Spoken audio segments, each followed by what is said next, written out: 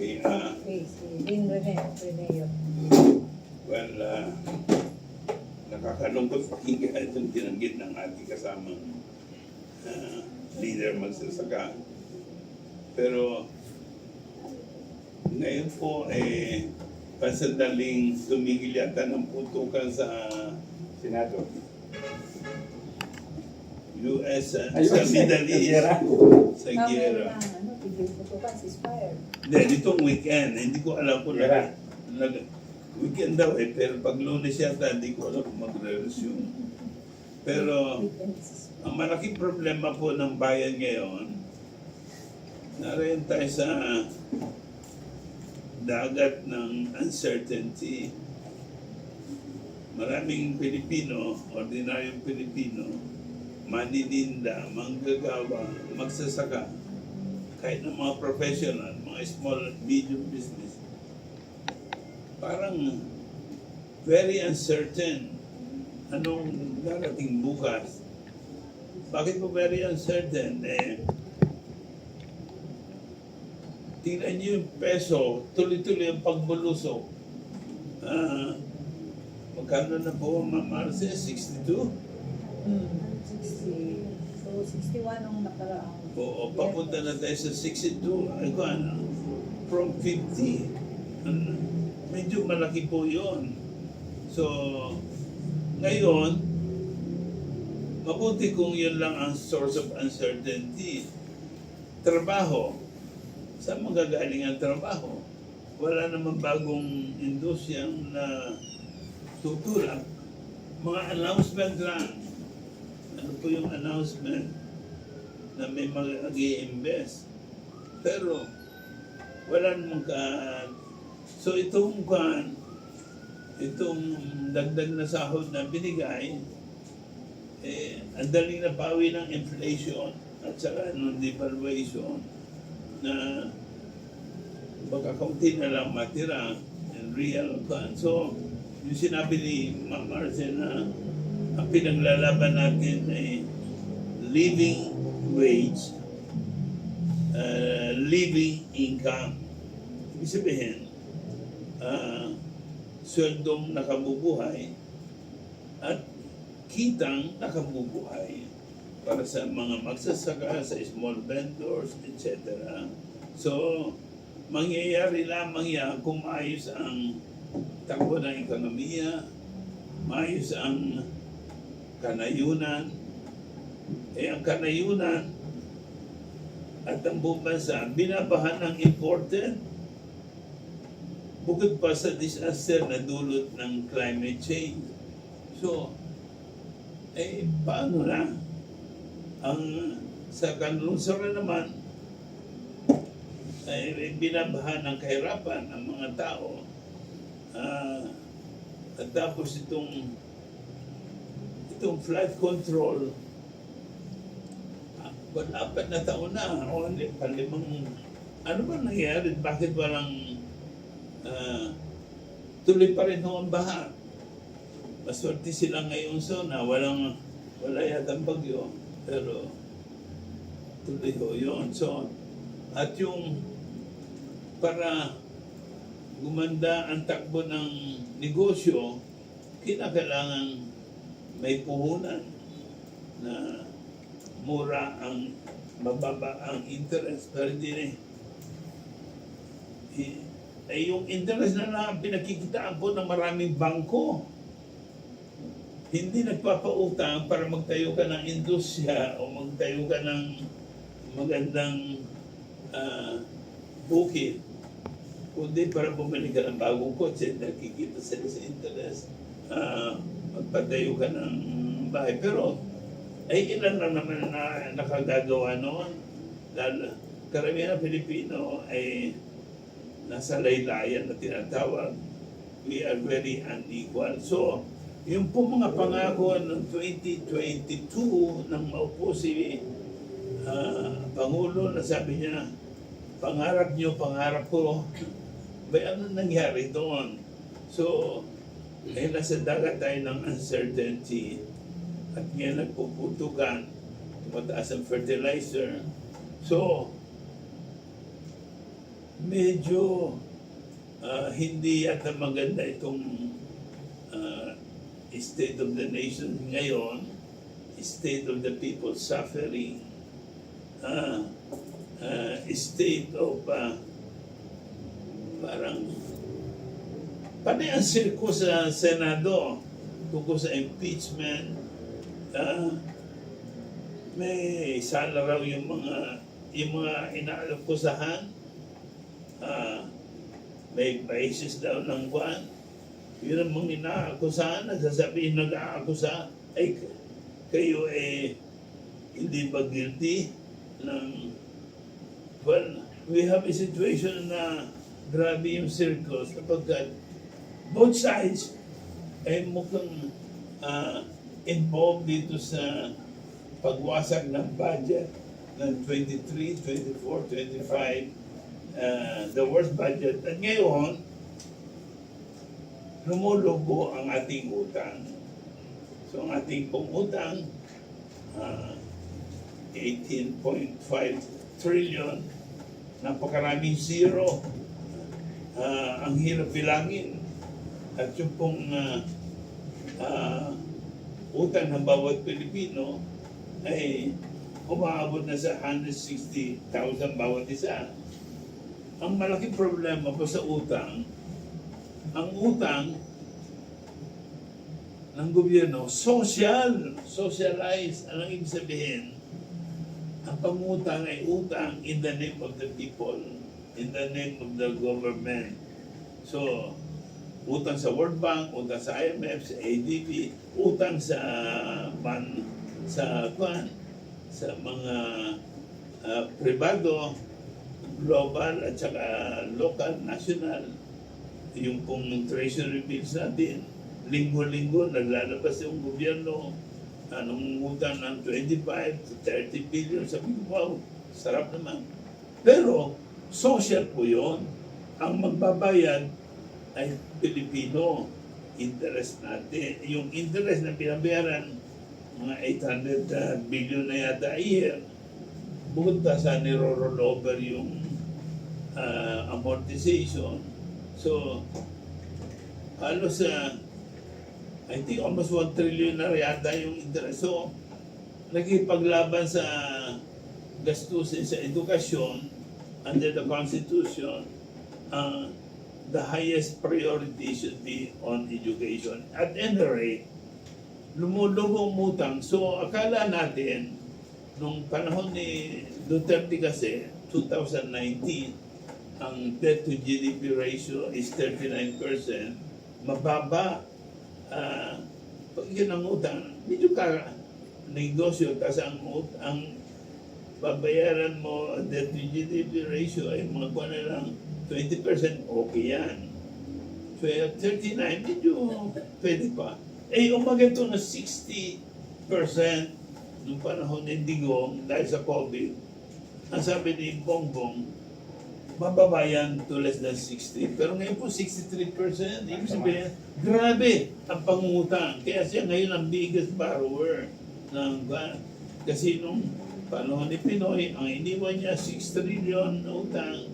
Panahon ni Duterte, dinoble niya. Pero ngayon 18.5 trillion. So, now, this is serious. Ngayon, socialized. Pero ang paggamit ng utang, privatized. Bakit privatized? Yun po yung karamihan doon na pupunta doon sa tinatawag na ang program. Karamihan doon ay ginagamit para ilunsad ang mga proyekto na para na ang bawa yung mga highway, mga kung ano-ano. Pero ang nakikinabang mga malalaking korporasyon. So in other words, sa medyo unequal, unjust, unfair, yung socialize yung pag-utang, privatize ang paggamit. Naintindihan ba nyo nga? At dito sa privatization, let me conclude na Ma'am Arce, grabe ho yung ipinasaan ng gobyerno at hindi natin alam, pinirmahan na pala ang batas na pwede palang mag-lease ng lupa ang mga dayuhan for 99 years. Eh ngayon, gagamitin yata itong 99 years, hindi ilang generation na yon. Permanent. You don't have to own the land. Ililis mo lang. Eh, yung ililis nila lupa sa Clark, 1,600, tama ba? 1,600 hectares. Isang hectare. Oh, 1,600 hectares. 4,000 acres sa Amerika, ang tawag niya acre. Napakalaki pong area yan. Tarlac, Pampanga. At tapos, sabi pa, libre ang rental. Nagne-negotiate sila ng 2 years. Ang sabi nung BCDA, 1 year lang muna. Kahit na 1 year, 1,600 hectares. Hirap na hirap kumuha ng lupa sila sa land reform. Tapos ito, isang hingi lang nung US State Department. Bakit ko US State Department? Ang namamahala doon sa Pax Silica na tinatawag na itatayo dyan ay Undersecretary ng US State Department. Itong Undersecretary na parang albino ang itsura, nagbisita dito. Yung po pala executive na galing sa Palantir. Yung Palantir ay isang military industrial company na nagsusupply, one of the biggest suppliers ng weapon sa US Defense. Yan po ang yung Palantir, yan ang katulong ni Zelensky sa pagpapaulan ng mga drone sa Russia, sa laban sa Ukraine. At ngayon, katulong yata ng Israel laban sa Iran. Yan po ang, grabe itong military, ito again, isang area ng uncertainty. Ang sabi, maglilika raw ng 100,000 plus jobs.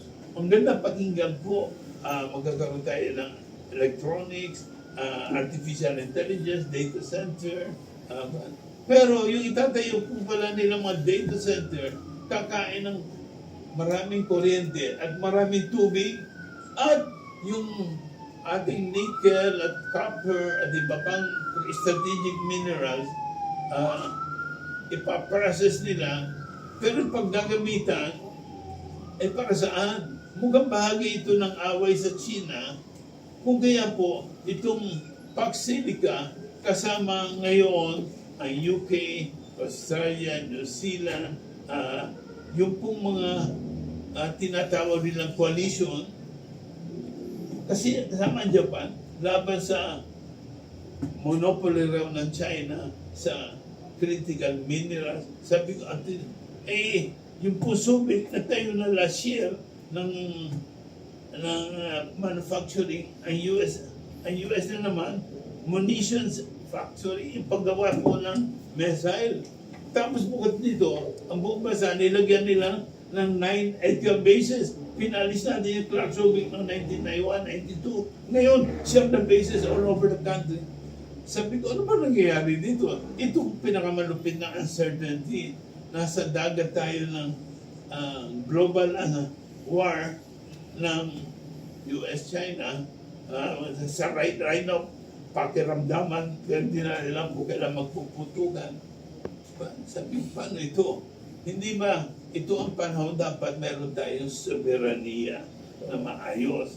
Unahin natin ang sariling interest. Yun po, kaya po sa pagkain, sa food, ang isang panawagan ng IRD, food sovereignty. Dapat iba.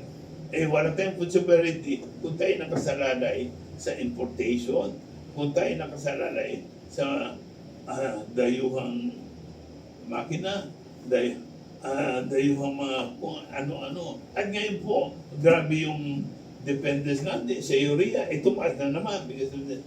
Anyway, I need to stop here. Pero talagang ulit-ulitin ko po, nasa dagat tayo ng uncertainty. Ang panawagan natin sa Pangulo at saka sa gobyerno, maupo naman kayo, kaharap ang magsasaka, kaharap itong mga micro small businesses, kaharap yung mga nagsusumikap, mga ibang boses. Pakinggan naman nyo Huwag na namang puro multinationals ang kausap nyo. State Department, mga ambassadors ng malalaking bansa. Huwag naman itong ilang mga palipaligid sa inyo, mga Taipan na nakatutok sa mga privatization ng water, privatization ng kuryente, privatization ng highway, privatization ng mga lupain. Unahin po natin yung sinasabi ng saligang batas. Ang gobyerno ay para magsilbi sa buong sambayanan, hindi para sa ilan. Yun lamang po. Bigat naman yung sinabi mo din. Question lang kay Sir Rene. Sir, kanina nabanggit niyo yung Pax Silica at yung pag-supply ng mga armas pandigma at yung EDCA sites. Sa tingin niyo, Sir, malinaw ba na ang Pilipinas ay ginagawa o ginagamit ng Estados Unidos para sa proxy war nito dahil siya ay natetreten sa pag-unlad ng China? Maliwanag na ang Pilipinas ngayon sunod-sunuran sa Amerika. And then, itong posisyonan sa daigdig ng Amerika versus China. Pero sumama ang Japan, Korea, di ba? Pati yung mga bansang malayo naman sa rehiyon. So sabi ko ba nag-alignment? Alam mo yung Japan, binabago yung saligang batas Yes. nila. Yung kanilang peace constitution. At tapos meron na silang mga yung binabalak magkaroon ng sariling nuclear weapons. Meron silang nuclear power. Pero Pero iba yung weapon. nuclear weapon. So, binubuksan na sa policy debates nila. So, but yung Japan naman yun, kung nasusundan niya mga usapan the last few weeks, palapit ang Pilipinas. So, nagkadikit tayo sa State Department, dikit din tayo sa yung Japan kasi ang nagsusuporta dito sa Luzon Economic Corridor. Yung ADB, Asian Development Bank. At the beginning, North Rail, South Rail ang development. Ngayon, tapos nadandag power generation. Maganda, North Rail, South Rail, power generation. Ba, maya-maya, kasama na sa suporta ng ADB, yung pag-develop ng mining, critical minerals. Ba, then all of a sudden, meron kang paksil ka. Sa gitna, sabi ko, and then, tapos, ang ganda ng presentation, 100,000 plus jobs, electronics, bagsak yung ating electronics, 1970s pa yan, kasabay po natin ang Taiwan sa paggawa ng electronics assembly. Ang Taiwan, umakyat, dahil meron silang technology upgrading. Tayo, wala tayong industrial vision, tayo basta open sesame, open the window, open the door to foreign investment, ganun lang. So, nasadlak tayo sa middle assembly, pero sila umakyat. Ngayon, iti-develop na yung ating electronics. Sabi ko, maganda pakinggan, pero hindi sinasabi, sino magde-develop, paano yung process. And then, kaugnay yan ng data center. A data center is energy intensive and water intensive. So, sa kaya Hukua, baka paandarin ni Marco Wangko yung kanyang new modular power plant. Okay? So, but the whole project is uncertain. Hindi natin alam kung ano nangyayari. Alam niyo, yung original na North Rail, South Rail, ng panahon ni Gloria Macapagal, na medyo yata natigil yun, yung mga enchik. Ang problema ng mga enchik naman, sa kanila yung sila magtatayo ng railway, sa kanila ang bakal, sa kanila yung pako, sa kanila yung mga tao nga nakalagay doon sa pambaga, hindi nagsasalita ng Tagalog. So, lahat na. Pero ito hindi ko alam kung makakakreate talaga niya. But you see, in danger ngayon ang Pilipinas. Yes, sir.